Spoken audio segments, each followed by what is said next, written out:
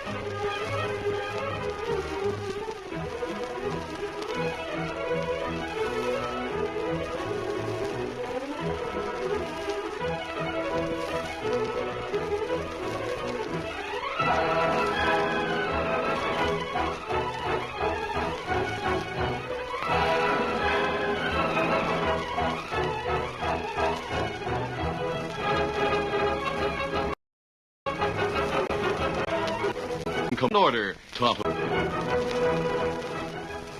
With his faithful Indian companion Tonto, the daring and resourceful masked rider of the plains led the fight for law and order in the early western United States. Nowhere in the pages of history can one find a greater champion of justice. Return with us now to those thrilling days of yesteryear. From out of the past come the thundering hoofbeats of the great horse Silver. The Lone Ranger rides again. All right, it is time, and we started in 3, 2.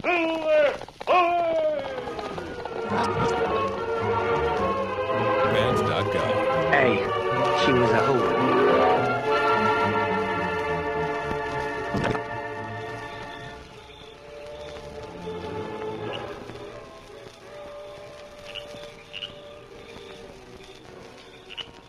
It was an exceedingly warm night.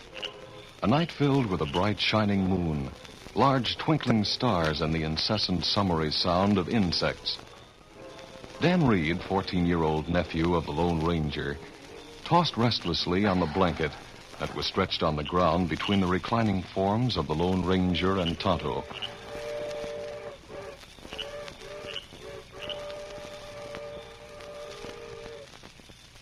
Finally, Dan sat up, clasping his knees with his hands, and stared at the distant haze of mountains to the southwest. What's the trouble, Dan? Oh, Dan seemed restless tonight, Kimasabi. Oh, I thought both of you were asleep.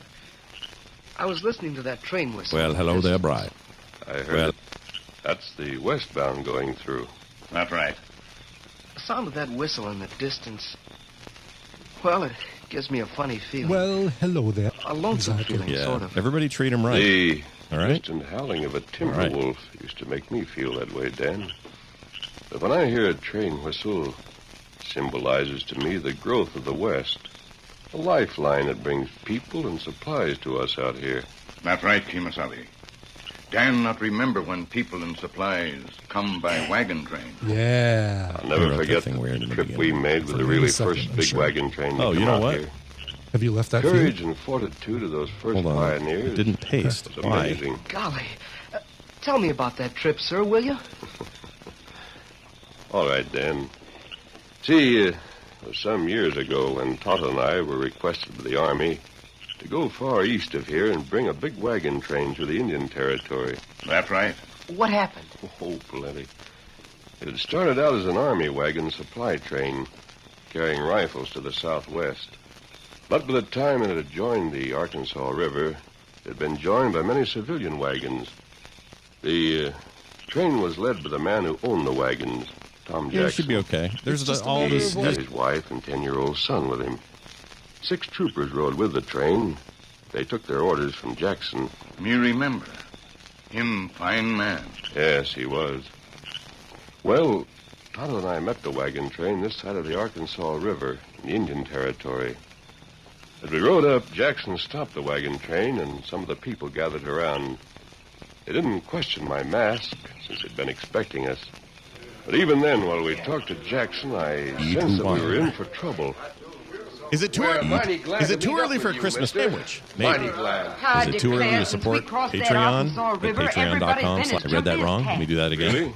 Why? Is it too Things have early? been happening that have no right to happen to Patreon my way at of Patreon. Is it too early to Accidents are support bound to happen with a Patreon big at wagon train Patreon? like this. Is it Billy's too good. early to support Keeps us? imagining things, It's seems never like to too. me. Up on the morning It don't stream. seem like Pull the imagining lips to apart me and when blow. the shafts pull out Every of two kid wagons needs a easy whoopee as you please cushion. when we were Straw floating tart across the blowberry. river. And one of the Appropriately wagons sized caught fire the crash. other night, Every too. fart is funny Didn't when it, you're Mama? You keep Cushion quiet. regrets. Christmas village One wagon appropriation. did catch fire like 3 it said, though. holes in a And 2 bottom. water Always barrels got to be empty without International springing any Eating leaks. Holidays. What is the I Apple see. Jacks Frankly, I don't know what to Breakfast. think about paprika dump? that. It stands to 3 reason fume- nobody with the wagon 3 train would want to fume cause sleep. us trouble. Whipping butter We're on all this anxious to episode get out of west safe and sound. The Morning Stream. Well, here comes the Whoops. corporal who's in charge of the troops. One. 2 men I do with him not joined up with us at Springfield. I do not recognize the authority of a court that has... She was Ah, it's all right, Corporal. This masked man is a guide we were she expecting. was a hoe. you're going to trust this wagon Hey. train Hi, Jonathan. hombre like him, Jackson? Yeah, I don't say Now, hold on, both of you. I know all about this man. He was asked to meet us and lead us westward by Colonel Harris himself. That's right. Well, I'm glad to meet you, mister. We got orders. We're to do what you say from here on. Oh, thanks. I don't know. I'll try to get this train through safely. My name's Dr. FedEx. We aren't in the habit of taking orders from a masked hombre, but since we're with the wagon train, I guess we'll have She to. was a hoa. Well, She this was wagon a train hoe. is my responsibility from here on. Done the show. We have done what Anybody we did. doesn't want Or to came here trust our to do. That's what I judgment. meant to say. You can turn back now. We're with you, mister. Whatever you say goes with us. Sure, we're mighty lucky to have you with us. Thanks, Jackson. Now, between here and the Red River is the most hazardous part of our journey. So, get the wagon train underway now. We're losing time. All right. All right, everybody, get to your wagon.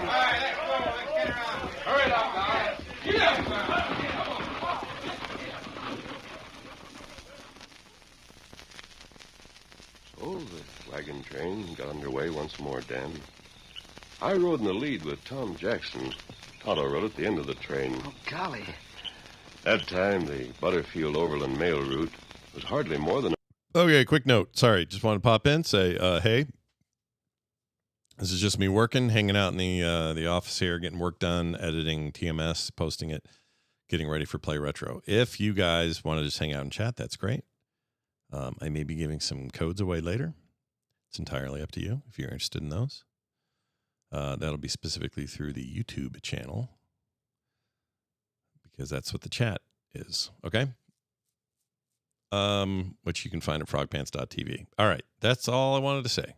Enjoy the Lone Ranger. footpath. The wagon train was confronted with all the difficulties of primitive pioneer conditions. Had to make its way over rugged mountains and trackless plains, through treacherous valleys and tangled forests, with the added discomfort of blistering heat. That's right. Did anything more happen? You know, like the things Mrs. Jackson told you about? I'm coming to that, Dan. For the first 3 days, things seemed to go smoothly. The morning of the 4th day, the wagon train came out of the hills. The great billowing plain stretched before us. When we broke camp at dawn, Tonto had come up front to discuss our route with Jackson and me. As we came over the last foothill and saw the plains spread before us, we called a halt. Hold up there now, boys. Say, look off there in the plain to the left. Them buffalo, big herd of them. Looks like hundreds and hundreds. That's right, Jackson. Mercy. The sight of them frightens me. Will it be safe for us to go across the plain? Oh, gosh. Will we see Buffalo Bill, mister? Will we? No, Timmy, I saw Bill Cody out west just before Tonto and I left there. I think we can cross safely enough, Mrs. Jackson. The herd is quite far to the left, and as long as they're not disturbed, they won't bother us. A small river to left, seem like. Beyond herd. Yes, I think it's a small branch of the Cimarron, Tonto. Well, She was- after we're well past the buffalo herd, we'll swing over there and refill our water barrels. We're ready to move on, Jackson. Good. All right, let's go, men.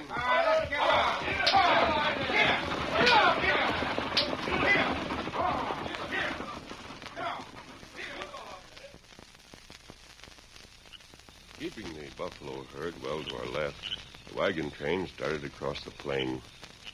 A slight hot breeze blew from behind us, carrying our scent to the herd.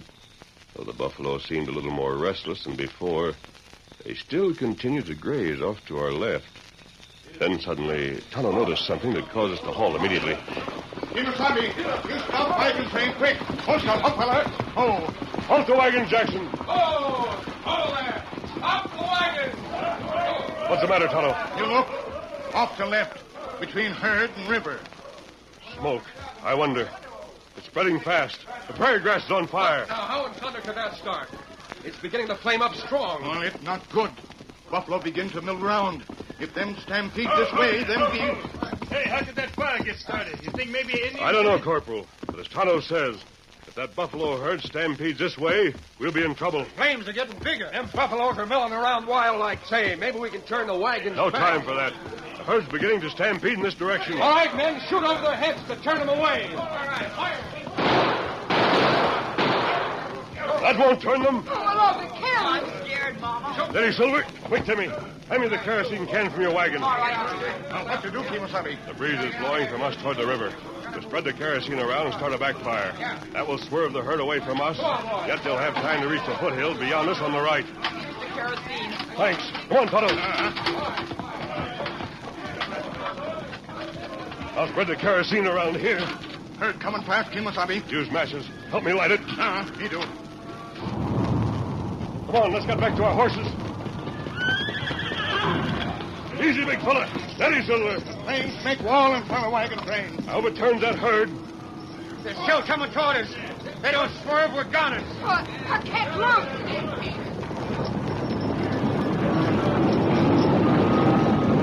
They turned aside. The backfire did it. Yeah, the masked men saved the wagon train.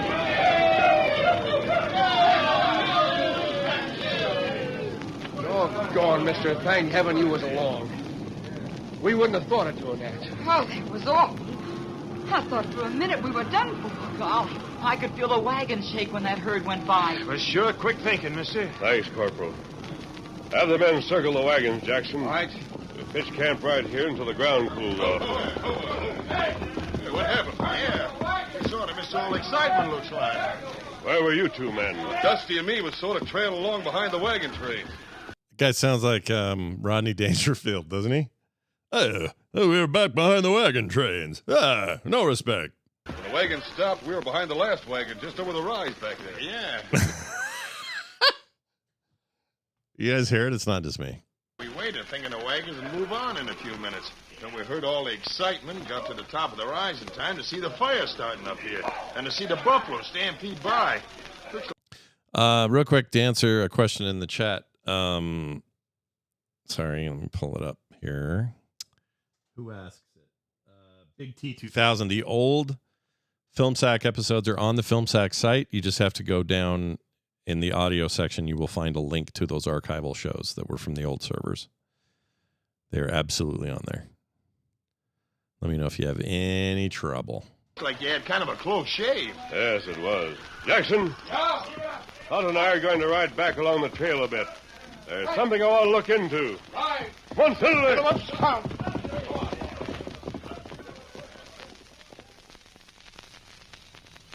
Gosh, if you hadn't been there to think of starting that backfire, the herd would have stampeded right into the wagon train. Yes, it would have, Dan. Well, Tonto and I rode back a bit, then we circled off to the left until we approached a place along the river where Tonto had first noticed the smoke. The ground was still smoldering. Any tracks we might have hoped to find were obliterated. Fire started along about here, Tonto.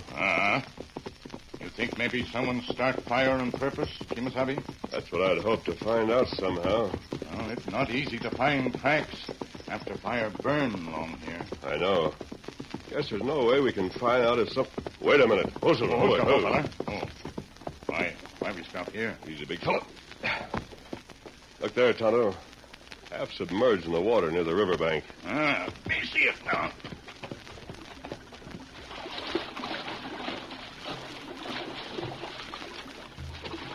I've got it. Kerosene can, like wagons carry. Yes. Someone used kerosene to start that fire here. Someone from our wagon train. Look out!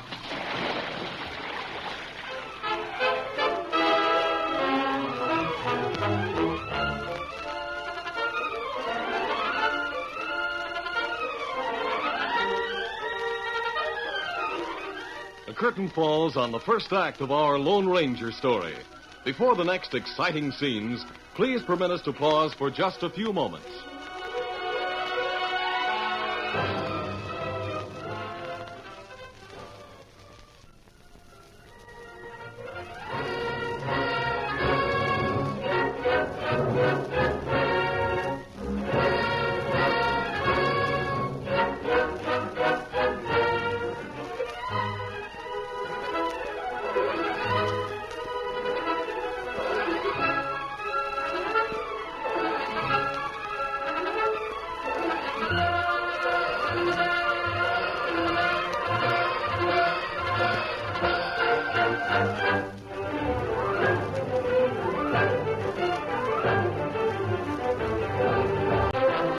Big fire. Now to continue our story. Disgusting. The Lone Ranger was telling Dan about the first big wagon train he and Tonto were guiding through the Indian Territory.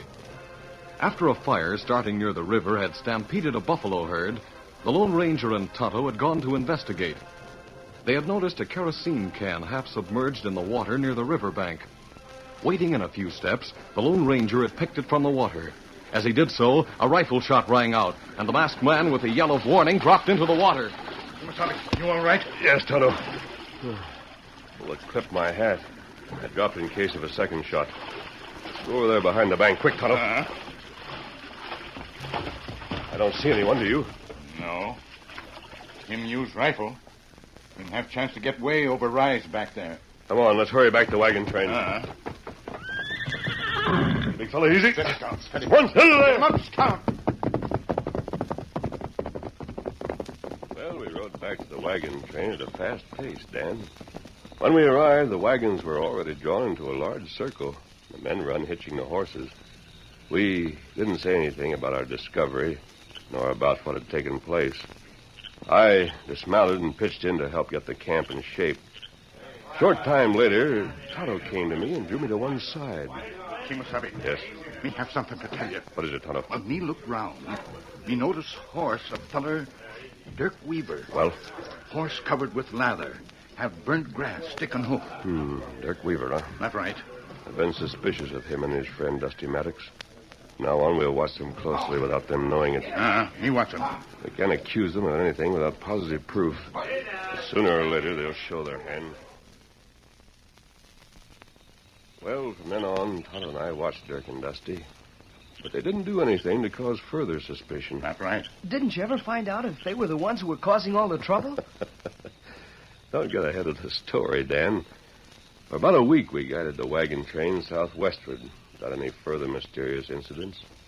Rocky trails, muddy flats, and heavy tangled undergrowth exhausted both men and horses, took their toll in broken wagon wheels and livestock. But finally, with great relief, we made our way through to the plains that led to the Red River. Golly, it sure must have been rough going. It's plenty rough, Dan. Yes, it was. Tonto and I were constantly on the alert for hostile Indians. And in scouting ahead, Tonto did come up on Indian signs from time to time. Gosh. But we had a large wagon train with plenty of men. 20 wagons besides the 6 army wagons loaded with the rifles. We both felt sure that a small tribe of Indians wouldn't attempt to attack such a large group. We did know, though, that if they found out about the cargo of rifles, they might band together and attack to get them. That's right. Oh, one afternoon as we approached the Red River, Dirk Weaver and Dusty Maddox rode up beside me and Mr. Jackson at the head of the wagon train. They immediately began a very friendly conversation. Yeah, you sure done a good job of getting the wagon train this far, mister. Thanks, Weaver. Going will be easier after we cross the Red River. We'll sure be thankful for that. I suppose you're fixing to cross the river down at the Big Bend. Broad and shallow there. How do you know that, Weaver? Why, I met an hombre in Kansas City, Pony Express rider. He told us that was the best place to cross. I see. That is the place you're figuring on crossing, isn't it? Well, it does seem like the logical place. How far do you reckon it is from here? About 10 miles, maybe? Why, yes, just about. That was pretty good guessing, Weaver. At the rate we're going, we ought to reach there by sundown, don't you think? I hope we can get there by then. That means you can all rest up tonight and then make the crossing fresh in the morning. Yes. That's right. I'll tell you what. Dusty and me will ride on ahead to the Big Bend, look things over. You know, make sure there's no quicksand or anything like that. It's a good idea, Weaver. There are hostile Indians in this territory, you know. Oh, we'll be careful. Let's go, Dusty. Yeah. Get up there. Come on. Them two have become right friendly lately. Seem more willing to help, too. Yeah, so I've noticed, Jackson. I'm going back to have a few words with Tonto. Just keep straight ahead. All right. Come on, Silver. Get up.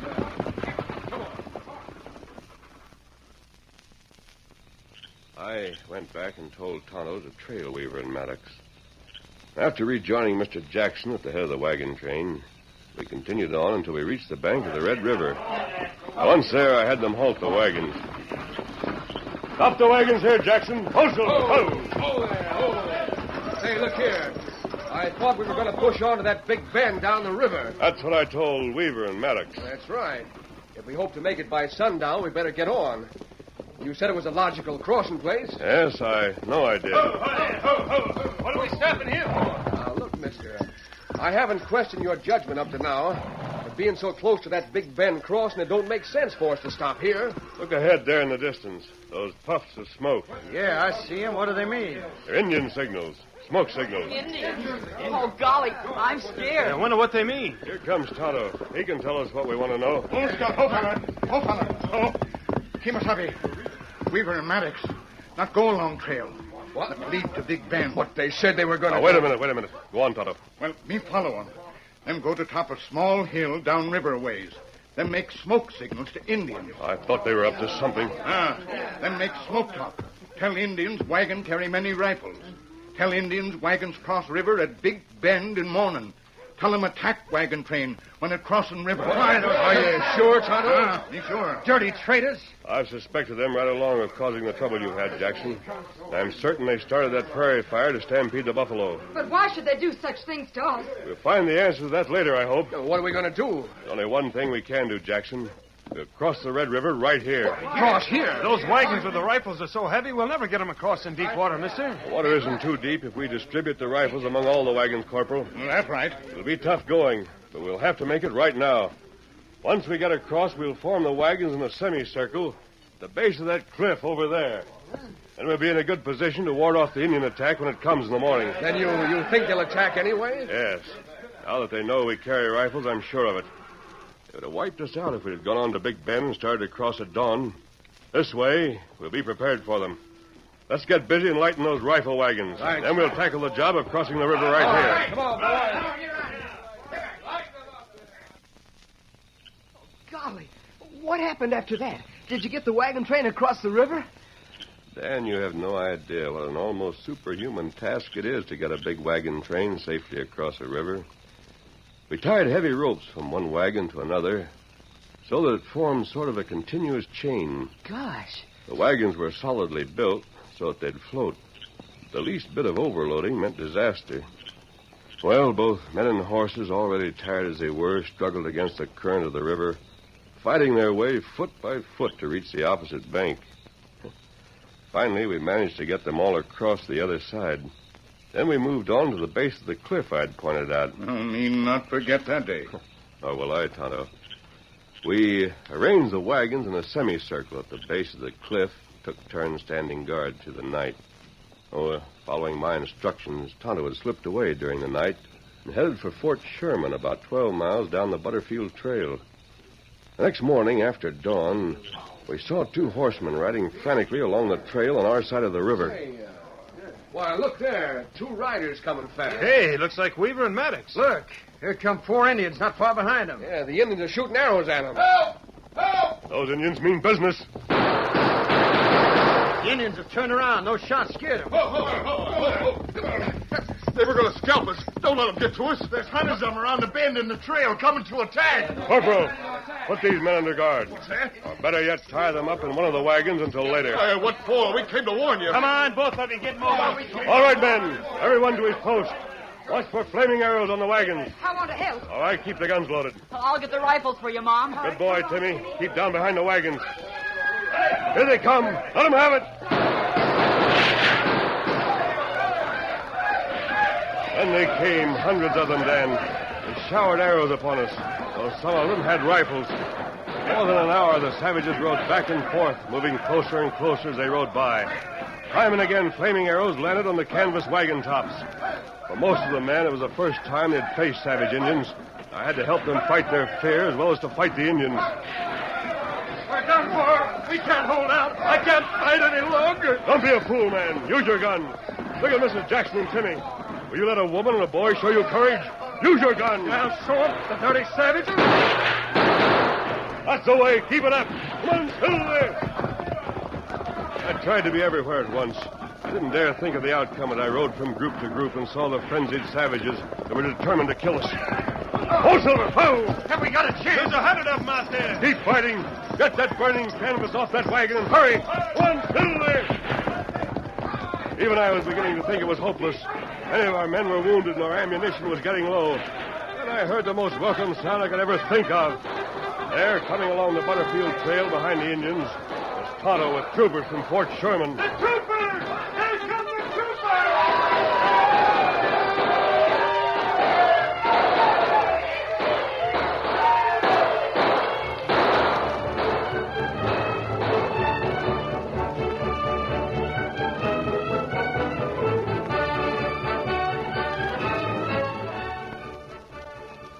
Golly, I bet you were all glad. I can imagine how those pioneers felt when they saw them. Yes, Dan. The men cheered themselves hoarse. They forgot how exhausted they were when they saw those troopers run off the Indians. Well, we not get there any too soon, seem like. That's right, Tonto. You didn't. After the battle, we got Dirk Weaver and Dusty Maddox to confess that they were paid agents of a rebel chief on the border who had sent them to keep the Army rifles from coming through. Golly. So you see, Dan, that's what I think of when I hear a distant train whistle, of how the West has grown, of the hardy, courageous pioneers who literally fought their way westward in those first wagon trains. They blazed trails out here to the west, but others now follow in the comfort and security of railroad trains. Yes, the West owes a lot to those early pioneers who had the bravery to face its wildness and dangers.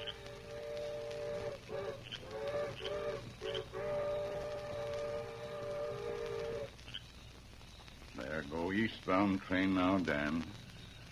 You hear whistle? Yes. But now, every time I hear a distant train whistle, I'll think of the story I just heard from the Lone Ranger.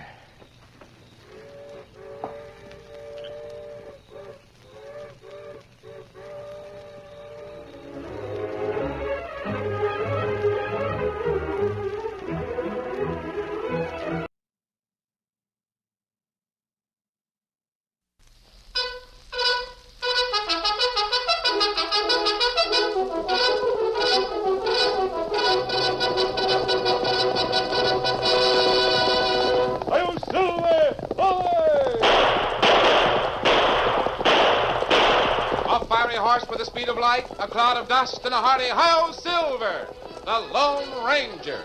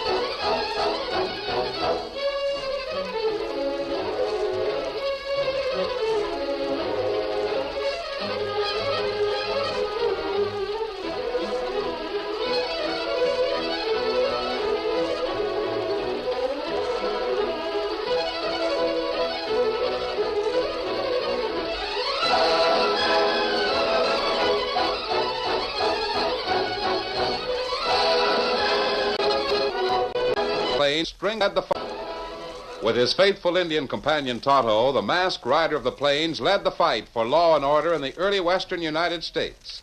The stories of his strength and courage, his daring and resourcefulness have come down to us through the generations. And nowhere in the pages of history can one find a greater champion of justice. Return with us now to those thrilling days of yesteryear. From out of the past come the thundering hoofbeats of the great horse Silver. The Lone Ranger rides again. Come on, Silver. Let's go, big fellow. I'm Silver.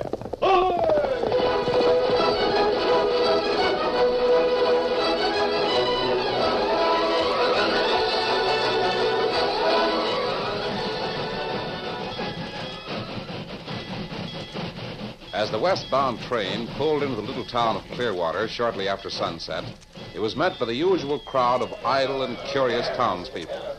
Also on the platform was a stalwart Indian, whose stoical face broke into a faint smile when he spied a boy of 14 alight from one of the coaches. Hi there, Tonto. Oh, how, Dan? Golly, but I'm glad to see you. Me glad to see you, Dan. Oh, you need face wash. Huh? Oh, yeah, my face. Gee, Tonto, but it was hot and dirty on that train. We had to cross a stretch of desert for more than 100 miles. Where's Victor and Scout? Me tie him to hitch rail. You come.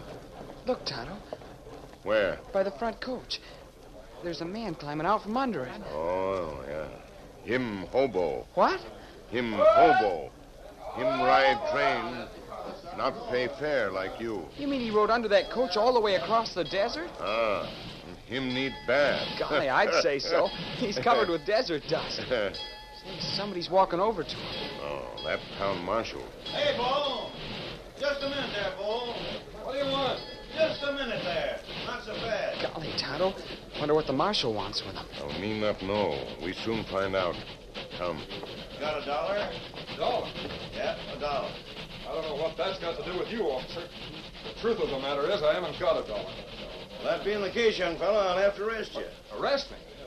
Oh, what for? It ain't my doing, but there's an ordinance in this town which says that if you ain't got $1, you're a vagrant. Yeah? I'll have to lock you up tonight so you won't get into no devilment. Then tomorrow, there's 2 freights to come through here. One's eastbound, other's westbound. You can take your choice. Savvy? Yeah, I savvy. You got any weapons? No, sir. I'll make sure. He's going through his pockets. Well, nothing in them 2 pockets. Now for the inside coat pocket. Ah, what's this? That's a pinafore. Yeah, it looks like a fancy apron to me, strings and all. What do you do with it, son? Give it back to me. It's got nothing to do with my being a vagrant. Give it here.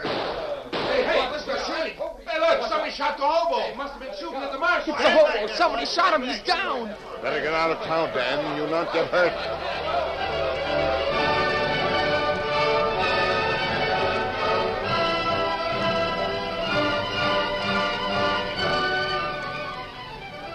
So you don't want to give me your name, Bo? Nope. One name's as good as another.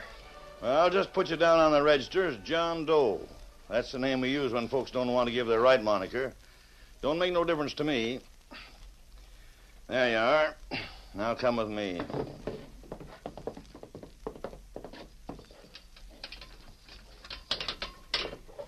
Mighty sorry about what happened, son. I can't imagine who'd be shooting at either one of us. No? Might have been just stray shots. You, got any water in here? You'll find water in that pail over there, and there's a washpan sitting right beside it. You can get washed up, and I'll tell my daughter to bring you a bandage for that scalp burn when she brings your supper. Thanks. It's not bad. I'm glad it's no worse. Yep, mighty close shave, all right. You're just lucky, I reckon.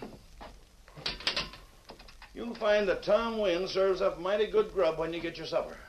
Even to hobos. Tom Wynn? Is that your name? Yep, Tom Wynn, Marshal of Clearwater. That's me. Oh.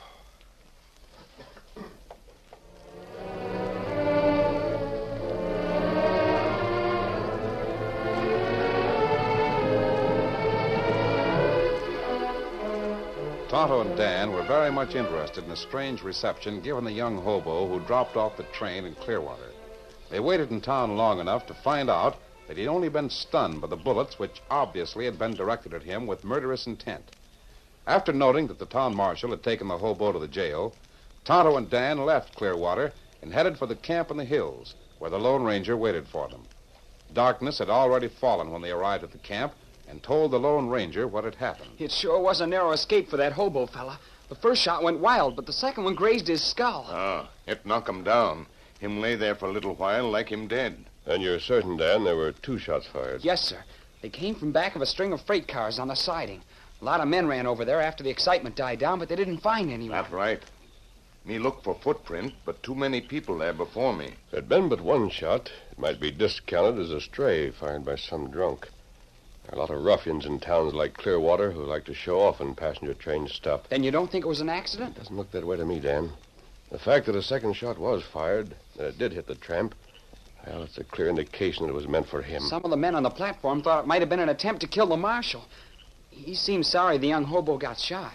I didn't tell you before, but I came to the Clearwater territory to find out who keeps Marshal Wynn in office. You did? Well, golly, why? There's a gang of toughs who make that town their headquarters. Marshal Wynn never molests them. The only people he ever arrests are occasional drunks and a hobo now and then. I'm going to find out why. Here, Silver. Here, Victor, come on. Scout. Where are we going? We're riding to Clearwater. When we reach the outskirts, I want you to stop at the old mine shaft. I know where it is. You'll remain there until Tonto and I return. Steady, big fella. Golly. And I've got to stay at the mine? Sorry, Dan. You can't tell what might happen. Come on, Silver. Get him up, Scout.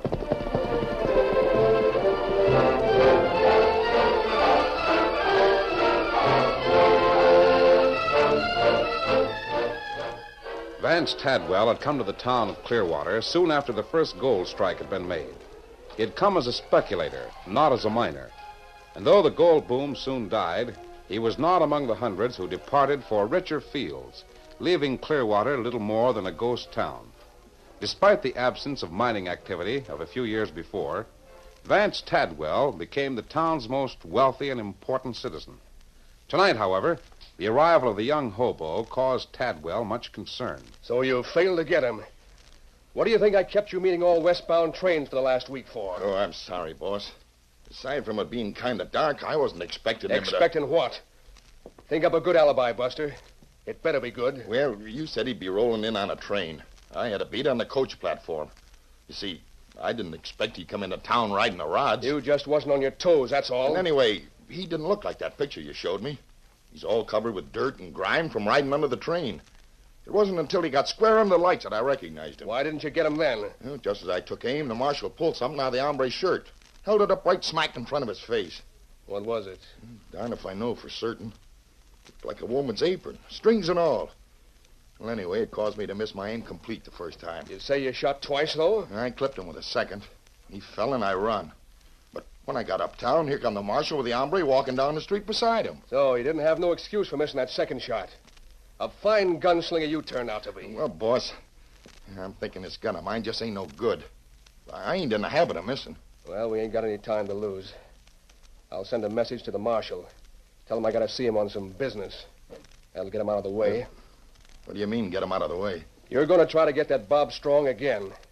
Only this time you aren't gonna have no excuse for missing. You mean I'm supposed to go over to the jailhouse? That's right. Just as soon as I can get the marshal out of the way. Give me that gun of yours. Wait a minute. Give it to me.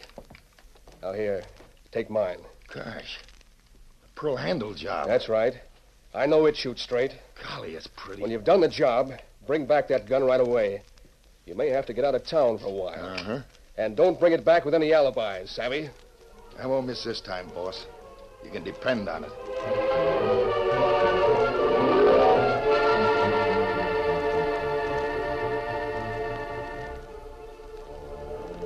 The young hobo had made good use of the bucket of water in his cell. He'd washed himself and shaken the desert dust from his clothes. Outwardly, he was a much different person when Nancy Wynn, the marshal's daughter, brought him his supper. Here's your supper. I'll slide it under the barred door. It smells mighty good. Steak, potatoes, and gravy, some applesauce, and hot biscuits. Plenty of coffee, too, and a bandage. There you are, mister. Oh, thanks. Now, I have a little present for you. A present for me? Yes. There it is. But why... Unwrap it. Why, it's a pinafore. How beautiful. But I don't understand. What was that? The door of Dad's office. It's probably him. Mr. Tadwell sent for him a little while ago. Oh. But you shouldn't give me this pinafore. I promised it to you. A long, long time ago. You promised? Why? You were 9 years old. I was 10. I had a pinto pony at the time. That pinto pony. He pulled my pinafore off the wash line and ate it. I remember. I promised to get you another pinafore. You're Bob Strong. Nancy, I've kept that promise, even if it took 12 years to do it. Bob, what's happened to you? Come back as a... A hobo. Does that make any difference? Oh, of course not, Bob. But I don't understand. Do you remember, Nancy, that while you were crying, because my pinto ate up your pinafore, that there was an explosion in the mine? Yes, I remember. And your dad was killed. Vance Tadwell was my father's partner in the mine. I was left an orphan. Vance Tadwell sent me back east to Pennsylvania. For 12 years, Nancy, I worked from a boarding room on a farm owned by one of Vance Tadwell's relatives. I knew Mr. Tadwell took care of you, Bob. He always said he felt you were his responsibility, your father being his partner in the mine. You know, Bob, the mine never opened again after your dad was killed in the blast. Yeah, I know. Tadwell claimed it wasn't pay dirt. Yes, I guess that was the reason. Well, I was just a kid when Tadwell sent me back east. I didn't know anything about Dad's dealings with him. Was there something wrong? Nancy, there was only one thing of Dad's that I had. It was a picture of himself in an old-fashioned frame. A month ago, I bought a new frame. And when I took the picture from the old one, I found a map of the mine. A map of the mine? Yes, a map. And a quitclaim to the mine. Nancy, Dad bought out Vance Tadwell's interest in the mine the very day he was killed. You mean... Dad, Tadwell doesn't own the mine, not an inch of it. When I learned that, I left the farm immediately. The farmer must have sent word to Tadwell that I'd disappeared. I wanted to find out the truth for myself. That's why I came here as a hobo. Then that's why somebody tried to kill you. What? Who's that? A masked man. One of Vance Tadwell's gunmen.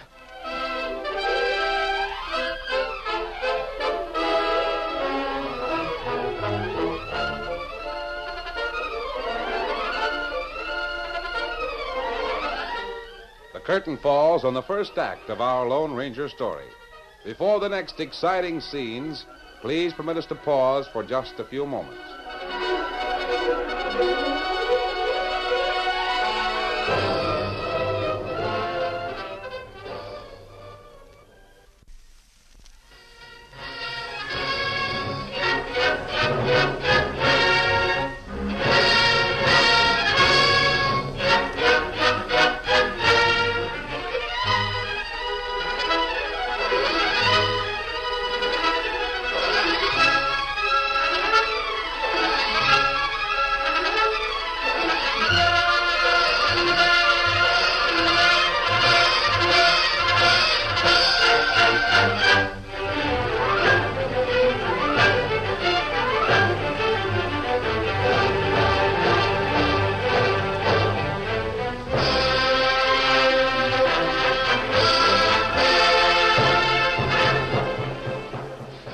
To continue our story.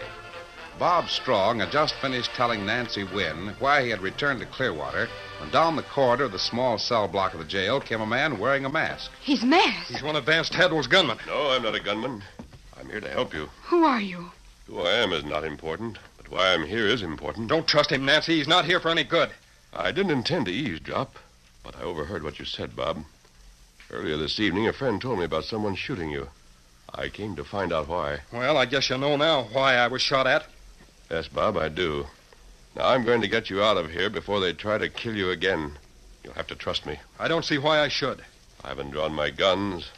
If I was one of Vance Tadwell's gunmen, I wouldn't be standing here talking to you. Bobby's right. He could have shot you. Here's $1 that will take you out of the vagrant classification. Oh, Bob's not a vagrant. Dad just didn't recognize him. He'd never have arrested him if he'd known. I'll let him out myself. He's no vagrant. That's what you say.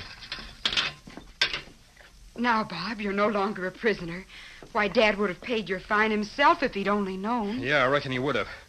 Now, Masked Man, I don't know how you're going to help me, but I can see that I'm going to need a heap of help if I put Vance Tadwell where he belongs. Come with me. Just where do you think you're taking him, big fella? Get him up and get him up pronto. He's got a gun. I knew it was a trick to get me out of that cell. Masked Man, you're a dirty double-crosser. Now, this is funny. Masked Man, just what interest have you got in this fella, Bob Strong? Tadwell would surely like to know. I can imagine he would. Killer. So you ain't talking, huh?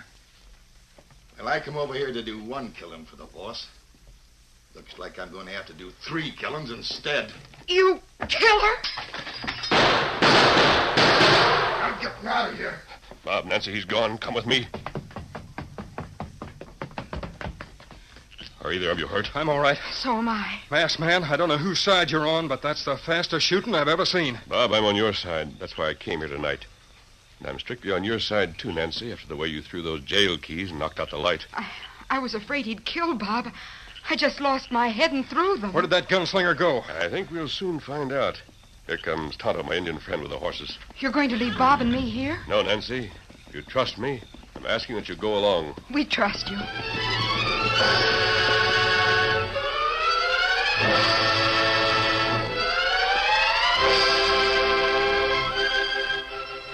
Shortly after Buster started on his mission of death, another henchman of Vance Tadwell dropped into the latter's office. There's a kid prowling around the old entrance to the mine, boss. I just saw him as I come in. Talk to him? Sure, ask him what he's doing. Said he's waiting for a friend. He's a kid about 14, I'd say. Something funny going on around here. Funny? How you mean, boss? First, I sent Buster over to the jail to take care of a little job for me. Oh, yeah, I know. Buster told me. Oh, he did. Next thing happens, somebody comes running in here for the marshal. Says there's a big gun battle on at the jail. Gun battle.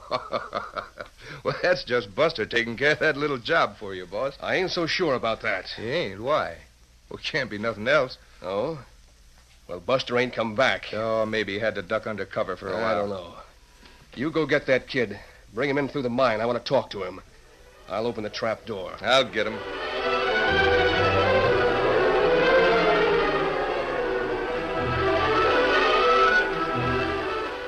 After the gunfight in the jail, the Lone Ranger and Tonto, with Bob and Nancy riding behind them on Silver and Scout, made a wide circle of the town before venturing to the entrance of the old mine where Dan Reed had been left. And you mean that Miss Nancy threw the heavy jail keys and knocked out the light when the gunman had you covered? Golly, Miss Nancy, that took nerve. Dan, I just didn't stop to think.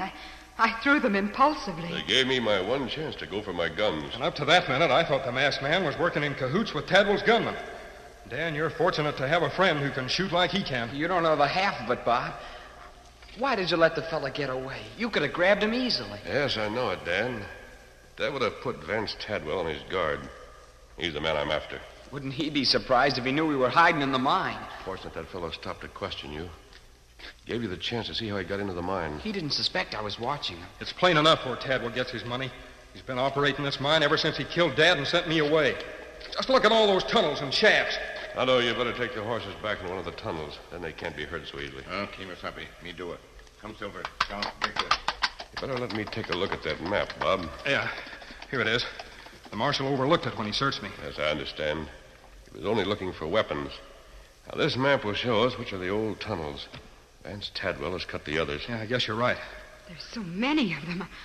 I'd hate to get lost in here. It is spooky, isn't it? Tadwell is using one of the newer tunnels to get the gold out of here. That's the one I'm looking for.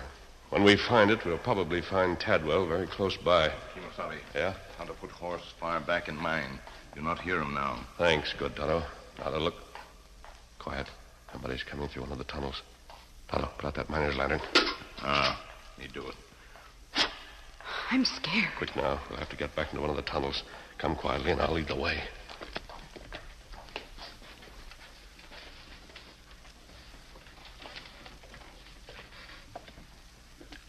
I'd have swore I heard somebody in here. What's this? Well, I'll take it along.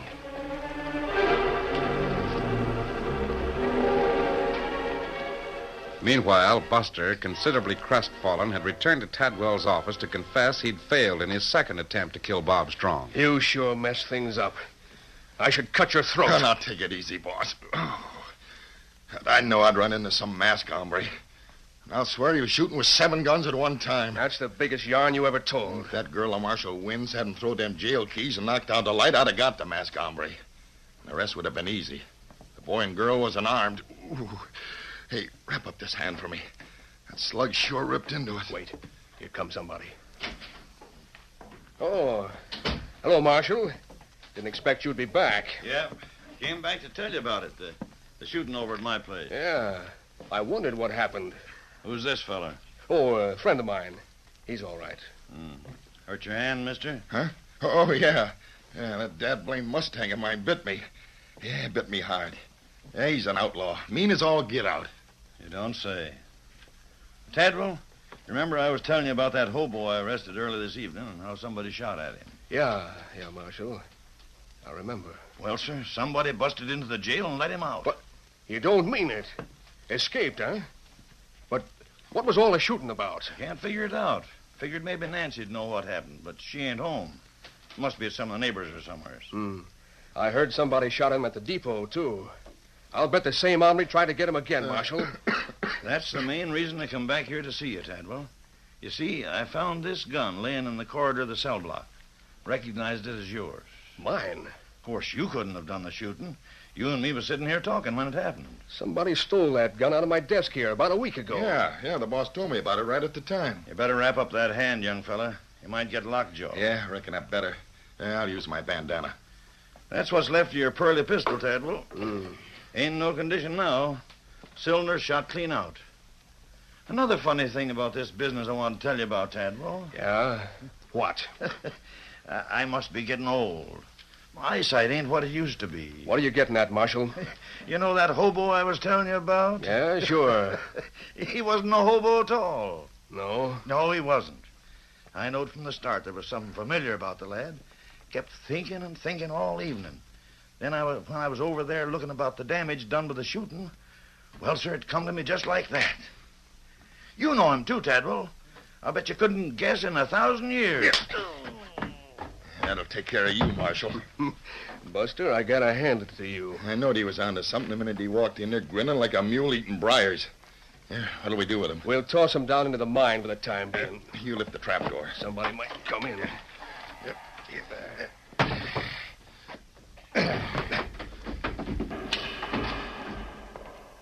You want me to go down and finish him off? Oh, not for a few minutes. He's out for that long. And he's coming back up that way any time now. Got a kid he's seen hanging around the old opening of the mine. We'll probably have to take care of the marshal and the kid at the same time. Here comes Andy now. Who's that you got down there, Tadwell? You'll find out. Come on up and shut the trap. Where's the kid? Went clean back through the mine like you said. When I got there, he'd gone. Gone, huh? Well, maybe he didn't mean nothing after all. Hey, where'd you get that? This? Found it tied to a piling back in the mine. Where all them tunnels start going every which way. Why? Oh, why, that's him. He's in the mine. He's hiding out in there. Calm down now. What are you talking about? The hobo. That's the thing the marshal took off him right up at the depot. That's what caused me to miss my aim. So that's it. An apron. He probably tied that to the piling when he heard you coming, Andy. Tied it there as a marker so he wouldn't get lost in the workings. I thought it might be important. Never saw no aprons there before. Come on, let's go get him. Yeah, here's a couple of guns. I'll take this one. You take the other, Buster. Got yours, Andy? Yep. I'll open the trap. You hombres follow. Got your mine lamp, Andy? Yep, and lit. Come on. Oh! Stand back. Drop those guns. Boy, it's a masked man. Get him. Oh, he winged me. Shot the gun out of my hand. We quit. You don't know who you are, masked man. That's the fastest shooting ever done in Clearwater. I've been here since it started. Put the cuffs on them, Marshal. You're prisoners. Masked man, I've known for some time that something mighty strange was going on here in town. Too many gunslicks hanging around. Instead of running them out, I was just biding my time till I could get the goods on the man behind them. It wasn't until tonight that the evidence began to point toward Tadwell. Bob Strong got all the evidence you need to put him away. Tonto, you can bring the others up now. Yep, it's safe enough now. Plenty safe. Well, how did this get here? It's the pinafore. You were wearing it in the mine. You must have dropped it, and that fellow over there picked it up. I didn't drop it. I tied it to one of the pilings when we had to put out the light. What for? Well, I put it up as a marker. It showed the tunnel we came in, and I was afraid we might not be able to find our way out. Well, what's so funny about that? She thinks that he couldn't find the way out of a mine. Well, the Lone Ranger can find his way out of anything. You mean it? The Lone Ranger?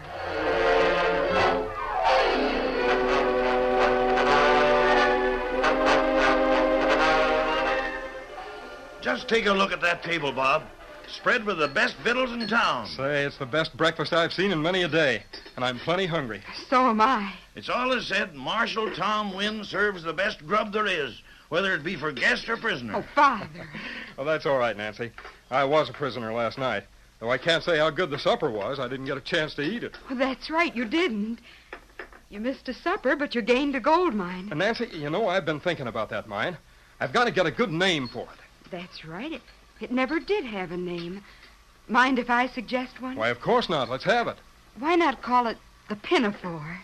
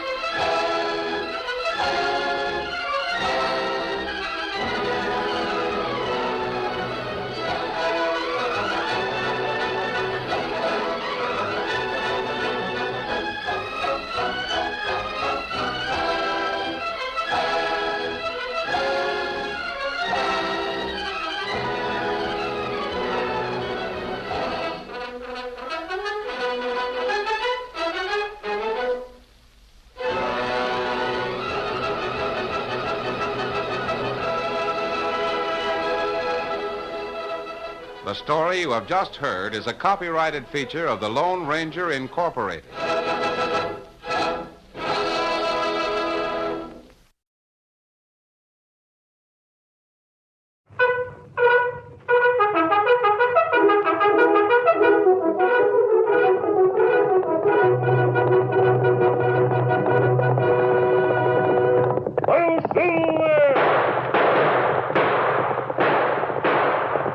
Fiery horse with the speed of light, a cloud of dust, and a hearty hi-yo, Silver, the Lone Ranger.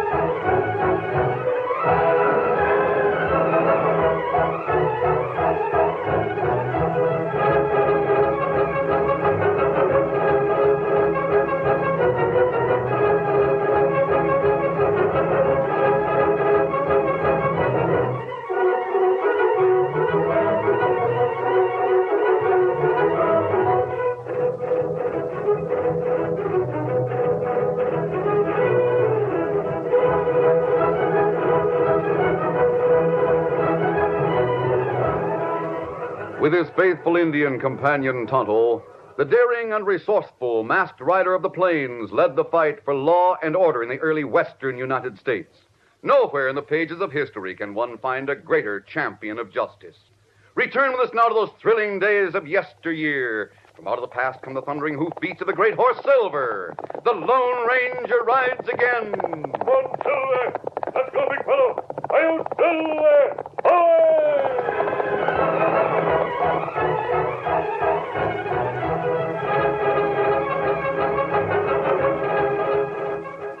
In response to hundreds of requests from interested listeners, this Lone Ranger program will retell the story of the origin of the Lone Ranger, how he met Tonto, how he got his name, and how the Lone Ranger found the great horse Silver. This is the story of a man who buried his identity to dedicate his life to the service of humanity and country. It is the story of an American heritage, the story of the Lone Ranger.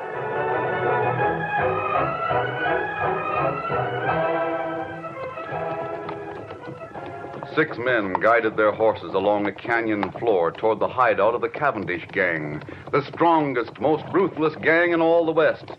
The six were undismayed by the heavy odds against them. They were Texas Rangers.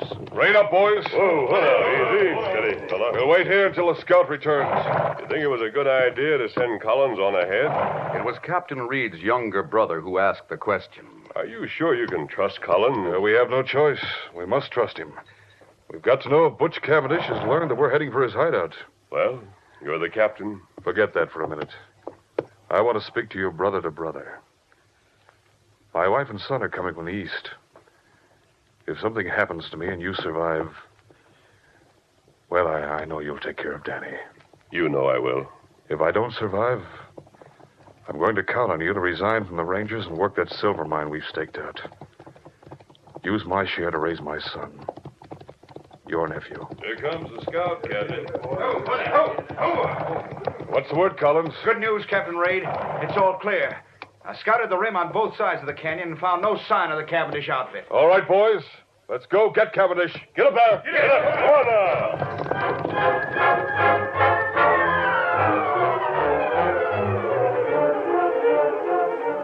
The guide, named Collins, remained behind as the Rangers moved in single file along the floor of the rock-strewn canyon. They didn't know that Collins had lied, that Butch Cavendish and his killers were waiting on the rim of the ravine. Now listen, we'll hold our fire until they're right below. Men on the other side of the canyon will start shooting when we do. We'll have those Rangers trapped between us. Good idea, right, boss. You'll have to shoot straight. Be sure to get all 6 of those men. We can't get down to the floor of that canyon without going all the way back to the hideout. And it'll be dark in half an hour, so don't take chances. When a man goes down, keep on pouring lead into him till you're sure he's dead. Now get ready. Come on, boys. All right, men, open fire.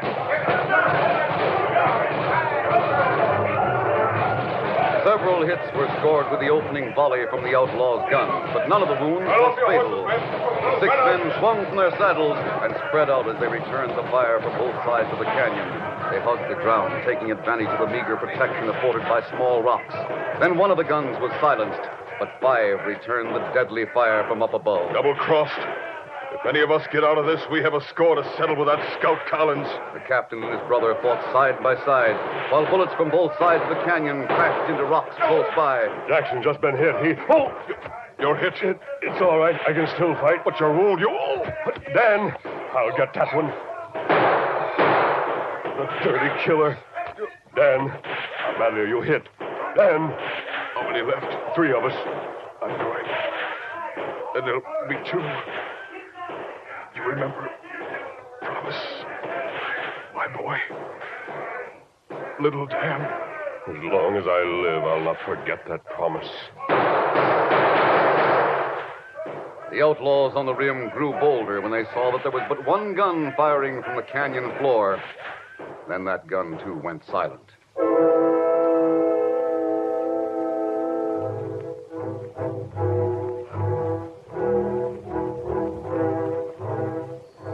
Twilight deepened into darkness, relieved by the cold light of a full moon.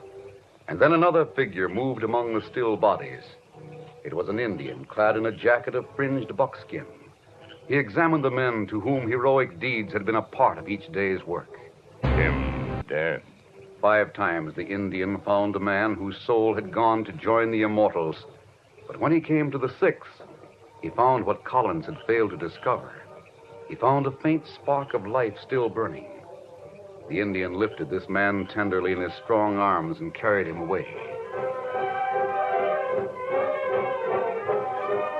The wounded man was taken to a nearby cave where the Indian bathed and dressed the wounds as best he could.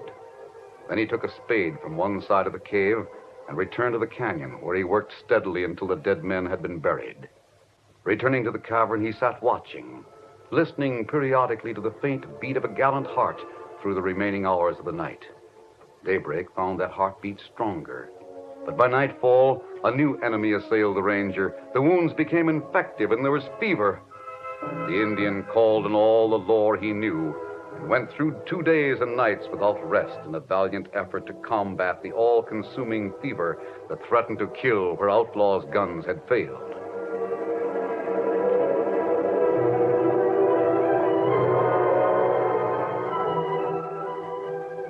It was daybreak when the ranger opened his eyes, and for the first time the Indian saw them clear and calm. You awake? Me glad. Yes, but I... so weak. Oh, you wounded bad.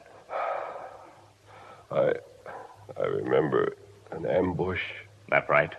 Me find you in canyon. Carry you here. This is a cave? That right. Why, it's daylight. Oh, it's morning. Then I must have been unconscious all night. It's 4 days since fighting canyon. There's something familiar about you. Well, many year ago, when you only boy, you find Indian boy in trouble. You save life, Indian boy. Now I remember. Your name is Tonto. That right. It was you who found me, dressed my wound, saved my life. Ah. I remember what you called me years ago. You called me Kimosabe. That right. Kimosabe. It mean trusty scout. Tonto, there were 6 of us in that canyon. The others... what about the other rangers? Other rangers. All dead. Dead? Ah. One of them was my brother. You only one left. You, Lone Ranger. The Lone Ranger. The only one who knows about that gang. I'm going to get every one of those crooks. I'm going to carry on that war.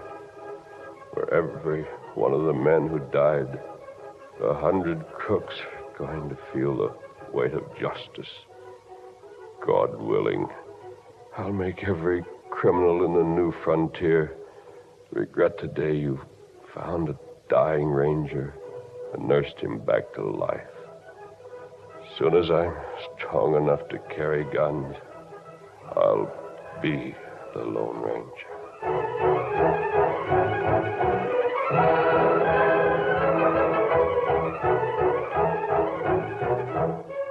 Tonto was amazed at the sudden strength that seemed to surge through the wounded man.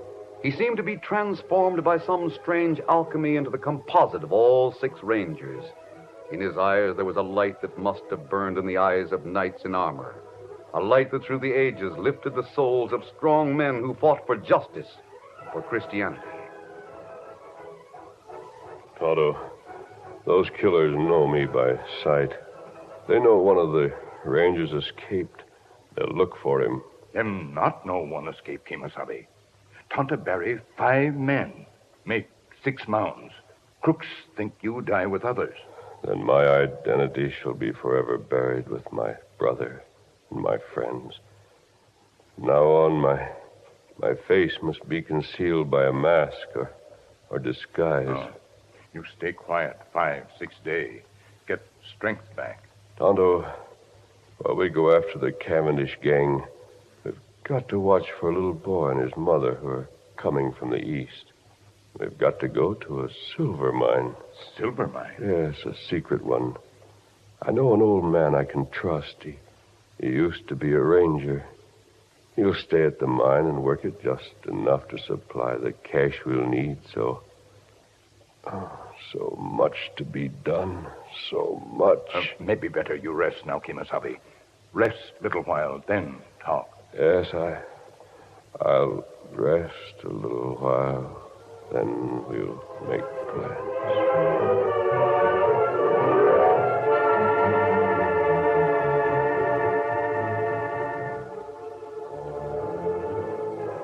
Several weeks had elapsed since the massacre in Bryant's Gap. The ranger whom Tonto had rescued had regained his strength and ridden with an old man into a remote section of the hills where a small shack concealed the entrance to a silver mine. So this is the shack you and your brother built. Yes, Jim. This is where you'll have to live and work. I'm sure sorry to hear about the death of your brother. He was a fine man. Didn't he have a little boy? Yes, Jim. Now that my brother's gone, half of this silver mine belongs to his son. Where is the boy? I don't know, but I've got to find him. I hope I can be as much to him as my brother was to me. Yeah, you and the boy will be pretty well fixed with this silver mine. All I want out of it is enough for my immediate needs. You may have the rest of my share. Oh, no. That's all right, Jim. You're entitled to it. You'll have to do all the work. And remember, you're never to reveal the fact that I have any connection with this silver mine. I have nothing to do with it. To all intents and purposes, it belongs to you. I could refine a little ore right here in the shack. That's what I want you to do, Jim. I'll come here when I need money or bullets. Bullets? Yes, I want some of the ore cast into silver bullets. Thunderation, lead bullets are good enough to get revenge against the Cavendish gang? I'll not use the bullets for revenge, Jim. I want them to be a symbol of justice by law. I want those who see them to be reminded that sooner or later every criminal will be defeated. The best justice. Yes, I made my plans carefully, Jim. I'm sure I'm right. Well, when you're starting out? As soon as Tonto arrives with strong horses.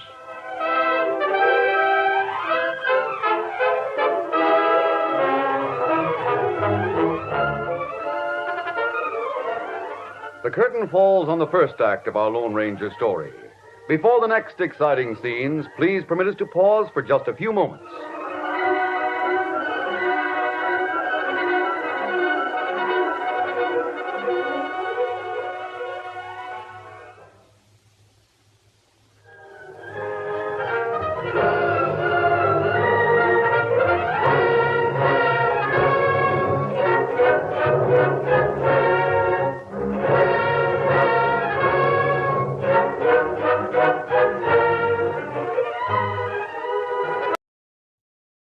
All right, Gottable.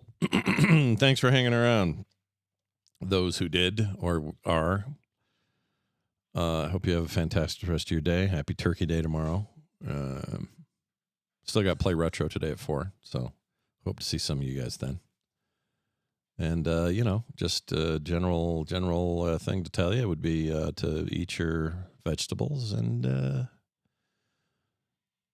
this. Let's play Pac-Man.